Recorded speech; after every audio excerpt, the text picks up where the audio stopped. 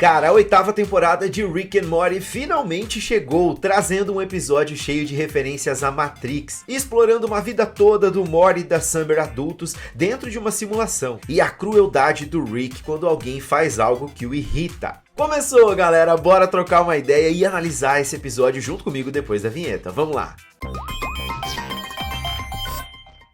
Fala galera, aqui é o Josh, tudo bom com vocês? Pois é, cara, a 8ª temporada finalmente chegou com esse episódio sensacional, com referências à Matrix e muitos detalhes que nós vamos abordar já já. Antes de eu aprofundar, eu quero te convidar a se inscrever aqui no canal se você ainda não for um inscrito, assim você não fica de fora de nada do que vai acontecer aí na 8ª temporada. Teorias, análises, curiosidades e detalhes de Rick and Morty e de outras animações e HQs também. Te espero aqui então, tá? Vem fazer parte da nossa família noturna, deixa um like nesse vídeo que assim você ajuda o canal também, e se você tiver com o seu celular, puxa pro lado dos comentários e dá um hypar, isso também ajuda demais o canal e a nossa comunidade a crescer cada vez mais. Tamo junto, hein? Ativa o sininho aí pra receber as notificações e não ficar de fora de nada. Vamos lá!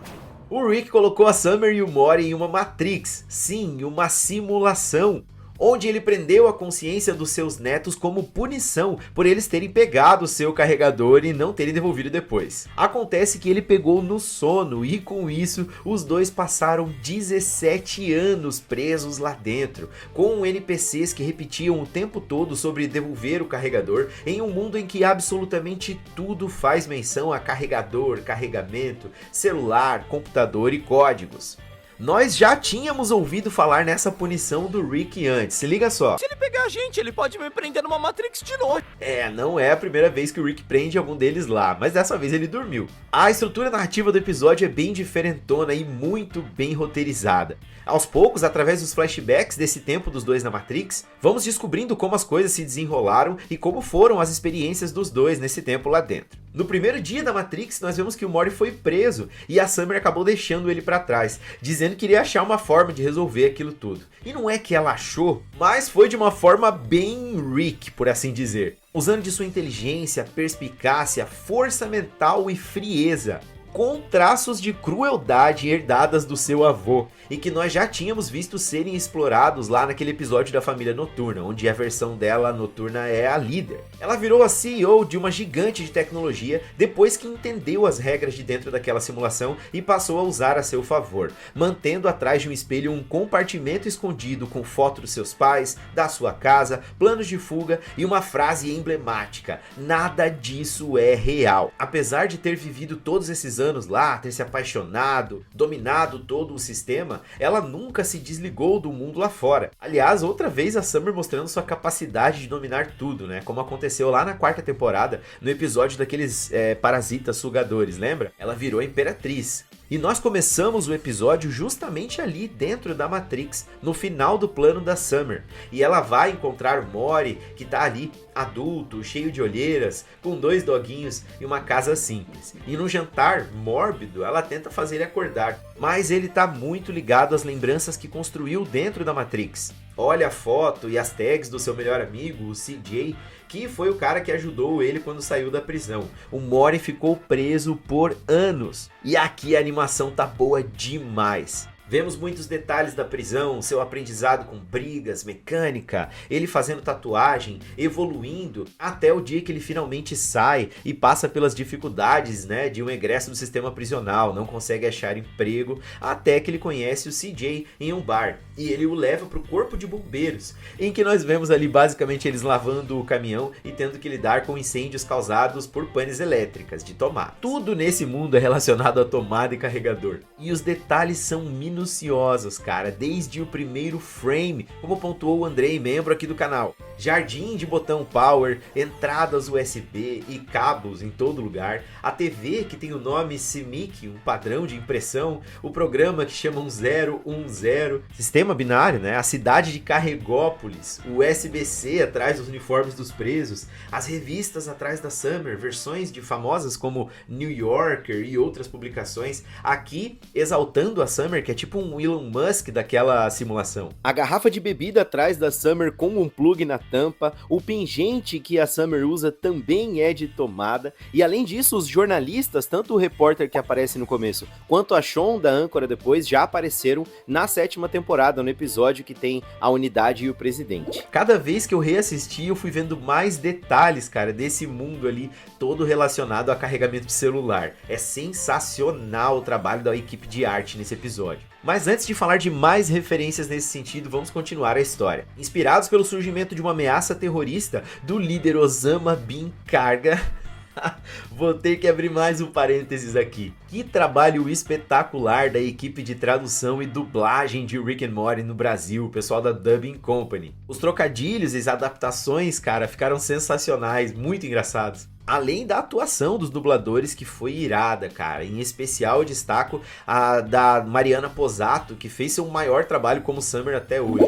A animação está ainda melhor nos flashbacks do Morty, que mostram que eles entraram pro exército, resolveram lutar contra os terroristas. O Morty descobre que é incapaz de morrer, né? E isso tortura ele lá dentro. Ele acaba morrendo e revivendo várias vezes, até finalmente ver o seu melhor amigo morrer na sua frente, chamando ele de irmão. E pega as suas tags, né? Aquelas que apareceram ali na cena anterior. Esse é o estopim para que ele arrebente a porta e mate o líder terrorista, pondo fim à guerra e se recolhendo a uma vida solitária naquela casa triste e simples. Não é tão triste porque tem 2 doguinhos lá que são da hora. E é aí que a Summer encontra ele e tenta convencer ele que eles precisam sair dali. Ela ativa o dispositivo que a sua empresa estava desenvolvendo, uma rede elétrica sem fio e um grande pulso que faz todos poderem carregar os seus celulares pelo ar. E isso buga o sistema da simulação, já que tudo ali se baseava nisso. E os dois finalmente acordam e saem de lá. Claro, a primeira coisa que o Rick faz é pensar em apagar as memórias deles, né? A arma já estava até ali perto. Mas eles não querem, viveram muita coisa e querem continuar com essas lembranças, já que agora eles são adultos em corpo de criança. E o Rick acaba por lavar as mãos ali quando eles pedem pra Beth ajudar, mas avisa que vai dar merda. É impressionante a frieza dele, mano, naquela hora que ele diz que qualquer coisa é motivo pra castigar. Quantas vezes ele já fez isso? Toda vez que fica puto com a coisa mais simples que seja, ou que bebe, vocês viram que ele tá bebendo bastante, né? Tá até com aquela babinha de novo. Talvez agora por estar sem propósito, né? Depois da morte do Rick Prime. Mas nós vamos falar disso mais tarde, porque tem um outro momento lá no final que também dá a entender isso. O fato é que ele pode punir, castigar, torturar eles quantas vezes ele quiser e depois é só apagar a memória e pronto, sem consequências. Então será que ele evoluiu mesmo, como a gente tinha visto, fazendo terapia e tudo mais? Ou ele somente apaga as memórias, até mesmo da gente, para cobrir as suas crueldades? Fica aí o questionamento. Enfim, a Summer se desilude com a escola, que ela achava que agora como adulta ia arrebentar, mas parece que a visão é totalmente diferente. Futilidade adolescente, machismo escroto do diretor, o que acaba fazendo ela se conectar mais com a sua mãe, já que agora elas têm a mesma idade.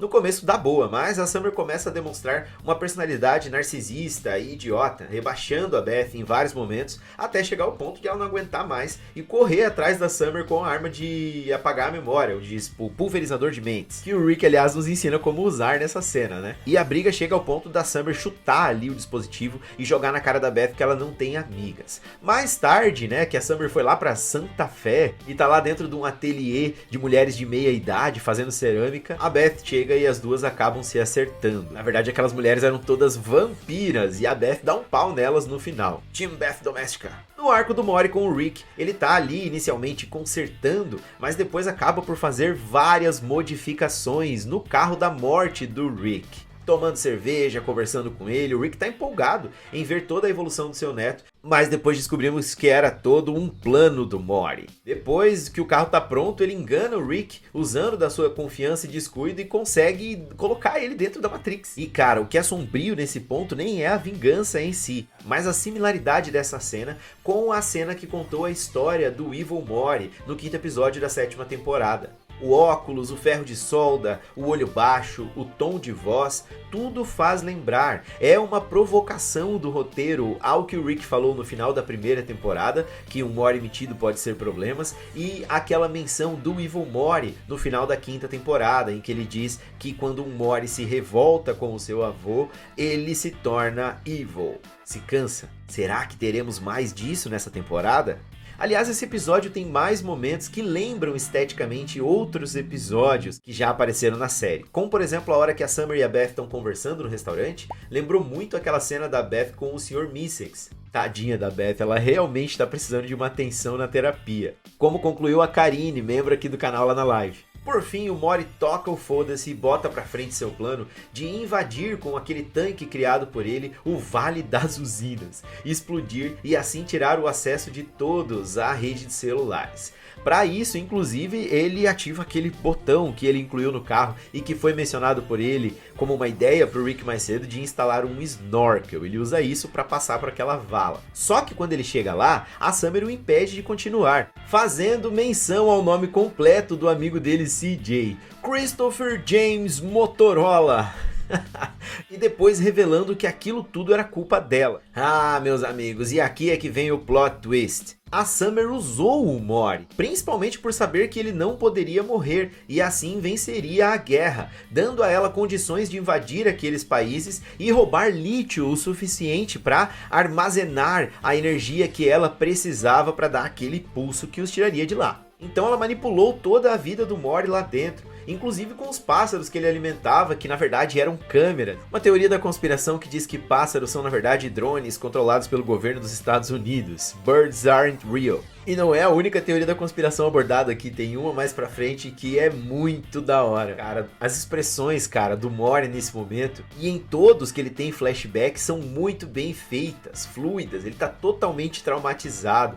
Enfim, eles acabam se acertando e resolvem ir pra casa. Dentro da Matrix, o Rick criou toda uma rede de baterias, igualzinho das máquinas lá no filme, com essas cápsulas que aqui ele usou os NPCs do jogo para criar energia. Aquele menininho dizendo para não colocar ninguém na Matrix com aquela vozinha, mano, foi muito bom. Mas antes de falar como que o Rick saiu de lá e o fim da nossa história, vamos aproveitar para abordar todas as referências a filmes e outras surpresas que esse episódio trouxe. A Matrix, claro, o conceito em si, com a cena quando eles estão saindo, que dá aquele zoom out bem parecido com o início do filme de 1999. Mas tem outras ainda mais ocultas e incríveis.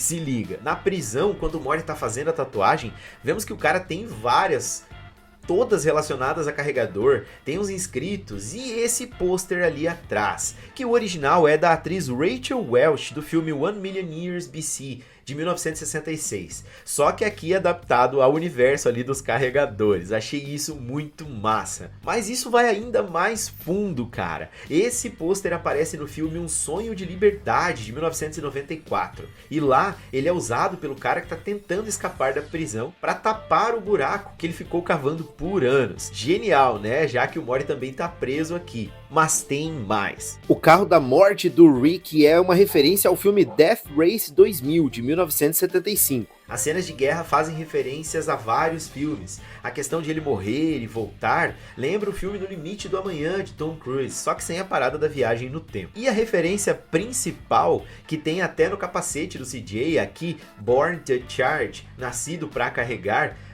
faz menção a Born to Kill, Nascidos para Matar, filme de guerra do lendário Stanley Kubrick. Na cena em que descobrimos que aquela ameaça terrorista, na verdade, foi toda forjada pela Summer para fazer eles entrarem em guerra, era um ator sendo filmado. A primeira referência que vem à mente é, lógico, o Mandarim lá de Homem de Ferro 3, que é basicamente aquilo dali. Só que aqui tem um detalhe, essa cena está sendo dirigida, e o diretor ali é, com certeza, uma referência ao Stanley Kubrick, o mesmo do filme de guerra que eu acabei de falar. Legal, né? Mas vai ainda mais fundo. Olha essa pira. Existe uma outra teoria da conspiração de que o homem não pisou na Lua. E na verdade aquele vídeo todo teria sido produzido pelo governo dos Estados Unidos com direção do Stanley Kubrick. Olha que genial as referências de Rick and Morty, cara. Enfim, continuando. O Rick consegue escapar da Matrix, mas não sem antes soltar o seu bordão, que há muito tempo não soltava. Pra alegria dos fãs. Mas espera aí. Você se lembra o que significa o Wabalab, né? Então o Rick tá em sofrimento? O que é pior? Uma vida de vingança por uma dor sofrida ou uma vida sem propósitos? Enfim, a parada lá na usina nuclear acaba dando ruim mesmo assim, e então eles estão perto de sofrer um novo Chernobyl. Mas aí quem chega? O o Deus Ex Machina da parada. O Rick entra no momento em que a Summer e o Morty estão arrebentando a cara dos cientistas porque eles acharam que na verdade eles estavam na Matrix, né? Aquela sensação igual do buraco na temporada passada. Será que a gente tá aqui dentro ainda? E isso porque o cientista mencionou as coisas do vô deles, né? Que eles não deveriam mexer. O que dá a entender é que o Rick conhecia já os cientistas, tanto que ele chama ele pra tomar uma. Provavelmente o Rick colabora com os cientistas da Terra naquela realidade, assim como ele colabora com o presidente pra poder ficar de boa naquela realidade sem precisar mudar. Então ele entra no reator usando ali seus gadgets e, claro, sofre câncer instantâneo, algo que ele resolve com uma passada de mão no rosto. O Rick fudido descobriu a cura do câncer e, como todo bom americano, cobra uma gorjeta pelo seu serviço. Por fim, a Summer e o Morty decidem apagar as suas memórias, com o Morty antes decidindo fazer uma tatuagem para lembrar para sempre do seu amigo, e a Summer confiante de que eles vão lembrar das coisas principais. Mas de fato logo eles esquecem tudo. O Morty fica desesperado por causa da sua tatuagem e a Summer vaza, vivendo a plenitude da sua adolescência, inclusive ignorando aquelas mensagens que a sua versão adulta tinha deixado gravado para ela no celular. Não vemos o Jerry nesse episódio, apenas uma menção a ele, talvez pelo que já vimos nos trailers, porque ele vai ter um destaque bem grande no decorrer da temporada. Enfim, cara, um episódio sensacional para começar bem demais essa 8ª temporada, explorando conceitos novos, abordando camadas da personalidade dos personagens, tudo isso com referências e animação caprichada. Muitas críticas nem tão veladas assim aos Estados Unidos e às suas invasões e conflitos com outras nações, trilha sonora precisa e muito sci-fi envolvido. Como diria nosso membro Joey, um suco de Rick and Morty. Mas é claro, agora eu quero saber a sua opinião. O que você achou desse episódio? Achou que a temporada começou bem? Deixa aqui nos comentários pra gente trocar uma ideia. Quero agradecer a você que ficou aqui comigo até agora e esperou até hoje por esse vídeo. Cara, eu acabei ficando doente essa semana, tive alguns problemas e fiquei impossibilitado de gravar. Mas o episódio 2 vai sair já já e a análise dele vai vir logo em cima. Não se esquece que nós estamos fazendo live esquenta no domingo às 8 horas, live durante o episódio com as minhas reações e também a live pós-episódio na segunda-feira às 8 horas da noite. Sempre à noite. Se você for comprar algo na Amazon, como as HQs de Rick and Morty, um celular, papel higiênico, qualquer coisa que você for comprar, use o meu link de afiliado, que assim você ajuda muito o canal, não tem nada de gasto a mais, e eu vou deixar aqui na descrição pra vocês, beleza? Se você gostou desse vídeo, não esquece de se inscrever no canal, deixar um likezão, ativar o sininho. Quero agradecer os membros da família noturna que estão sempre aqui. Se você quer se tornar membro também, clique no Seja Membro e venha fazer parte do nosso grupo de WhatsApp, no qual a gente conversa sobre as maiores loucuras, teoriza Rick and Morty e várias outras animações. Tamo junto, até o próximo vídeo. Tchau, tchau. Sabe que eu gosto quando chega perto, diz que quer show.